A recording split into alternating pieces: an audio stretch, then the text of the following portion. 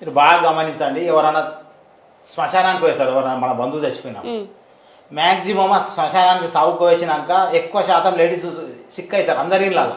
సాగుకు వచ్చినాక అటు వేసాను మా ఆమెకు బాగుండదని అంటారు, లేకపోతే నాకు బాగుండదు, సాగుకు వచ్చినాక వారం రోజుల దాకా నేను మంచినే కాకుండా పోతా, అసలు ఇబ్బంది పడుతుంది అంటారు.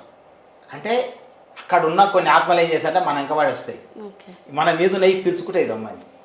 అంటే చైన్ లింక్ లాగా తిరుగుతుంటాయి. మనము మన పాలోళ్ళు మన వంశాస్తులు అంతా ఎవడు చచ్చిపోయినా సరే వీడిని అటాక్ చేస్తారు. ఇప్పుడు ఇది ఏం చేస్తుంది, అరే నేనేమన్నా వచ్చేసేయండి, మనకు కంటికి కనబడదు. నేను చూపిస్తాను, అది వీడియోలు ఉన్నాయి, నేను చూపిస్తాను, కనబడుతుంది మీకు వీడియో, అది కూడా ఒకటి పెడతారు. పిలుస్తుంది రమ్మని, పిలిస్తే వాళ్ళు ఏం చేస్తారు, వచ్చింది దగ్గర కూర్చుంటారు. ఇప్పుడు 1 పోయి 4 అయితే 4 పోయి 6 అయితే 6 పోయి 10 అవుతాయి. 10 అయిపోయినాక వీడికి లోడ్ ఎక్కువ అవుతుంది, మన శరీరం ఎప్పుడైతే వెయిట్ ఎక్కువ అయిపోతుందో అప్పుడు వీడు ఎక్కువ సిక్ అవుతాడు.